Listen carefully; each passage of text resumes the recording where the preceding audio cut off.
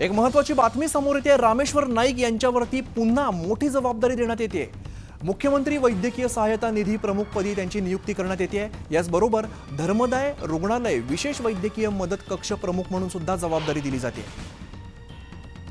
या क्षणाची आपण मोठी बातमी पाहतोय।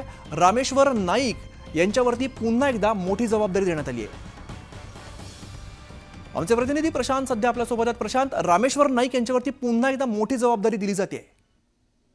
अमित, आपल्याला माहिती आहे की महाराष्ट्रामधला सगळ्यात महत्वाचा कक्ष जर कोणता असेल तर रुग्ण सेवा कक्ष, जो मुख्यमंत्री देवेंद्र फडणवीस यांच्या पहिल्या कारकिर्दीमध्ये त्याने अधिक ग्रीप घेतली होती। आणखीन खऱ्या अर्थानं महाराष्ट्रामध्ये आरोग्याचा यज्ञ तयार केला गेला होता। गिरीश महाजन यांच्या साथीनं रामेश्वर नाईक यांनी उभा केलेला हा सगळ्यात मोठा यज्ञ हा रुग्णांच्या भलं करण्यासाठी आहे। आणखीन सरकारच्या सगळ्या योजना ज्या आहे, मुख्यमंत्री सहायता निधीच्या माध्यमातून, मुख्यमंत्री आरोग्य विभागाच्या माध्यमातून, या प्रत्येक सर्वसामान्यावर, गरजूवर, रुग्णावर उपचार व्हावे यासाठी हा कक्ष अत्यंत महत्वाचा मानला जातो। गेल्या सरकारमध्ये सुद्धा, म्हणजे देवेंद्र फडणवीस यांच्या पहिल्या कारकिर्दीमध्ये सुद्धा रामेश्वर नाईक यांच्यावर ही जबाबदारी होती।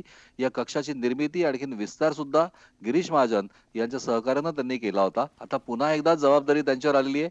म्हणजे रामेश्वर नाईक पुन्हा आले असंही आपल्याला म्हणणं अधिक संयुक्तिक ठरेल, पण प्रत्येक सर्वसामान्य गरजू निश्चित रुग्णांसाठी मोठी दिलासा जबाबदारी देणारा म्हणावी लागेल। धन्यवाद प्रशांत या सगळ्या सविस्तर माहितीसाठी।